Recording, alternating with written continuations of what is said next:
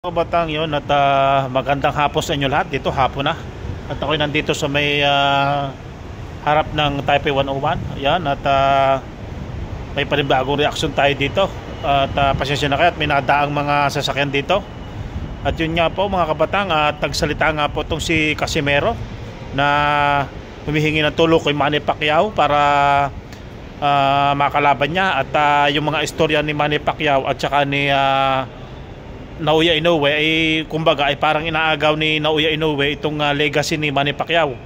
Pero paano po mangyayari yun? For Division World Champion lalo po si Naoya Inoue. Siya po ngayon ang sikat ngayon sa boksingero ngayon dito sa Japan.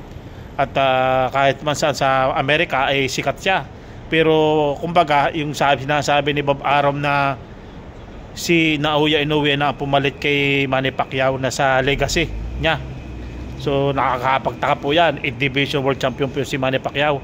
At makikita nyo po diyan ay nakita ko yung picture ni Manny Pacquiao at saka ni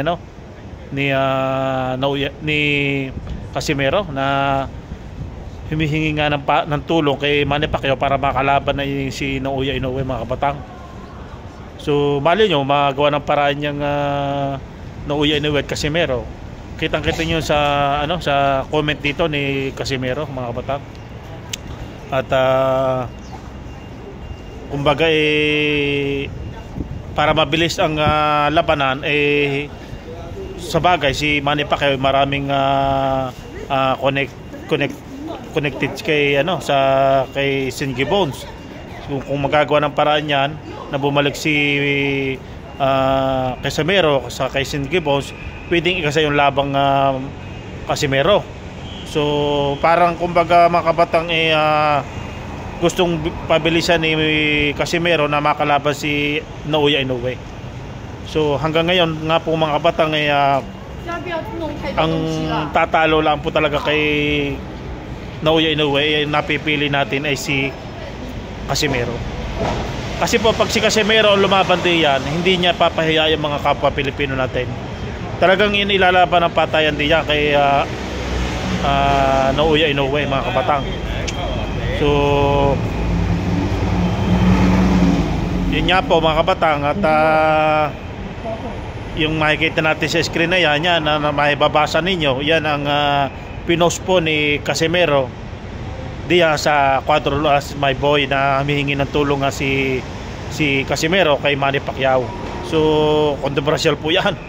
Kasi nga parang kumbaga yung balitang-balita nga mga kabatang kay Naoya Inoue at kay Manny Pacquiao na inagaw na yung legacy ni Manny Pacquiao.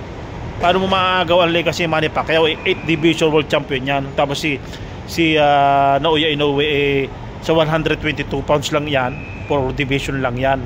So paano maagaw yun? 8 Division World Champion ang ating Manny Pacman.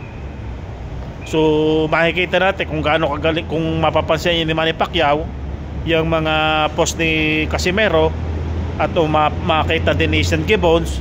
So sigurado si Silver Boys TV makikita din yan kung ano mga sasabihin niya na yan na nagmamakaawa na, baka ganun ang gawin niya ni Silver Boys TV. Nagmamakaawa na kasi nga walang promoter, ganyan.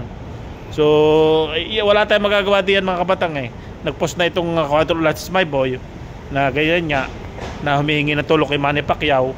At ang istorya po niya mga kabatang kay Casimero ay parang nagagalit si Casimero doon sa inaagaw yung legacy Manny Pacquiao kasi idol din naman ni Casimero si Manny Pacquiao. Parang inaagaw ni Naoya Inoue yung legacy ni Manny Pacquiao, kaya para matapos na ang legacy na yan na pinag-aagawang yung istoryang yan ay gustong makalaban ni Casimero nga itong si Naoya Inoue. Kasi sigurado pag nakalaban ni Casimero yan, gagawa ng paraan ni Casimero na patulugin niya, patumbahin. Yun ang ibig sabihin ni Casimero mga kabatang. So yun mga kabatang, yun ang aking reaction video dito sa pinost ni Casimero sa kanyang Facebook page. So comment down below mga kabatang kung anong ibig sabihin, kung anong masasabi nyo diyan. So yun.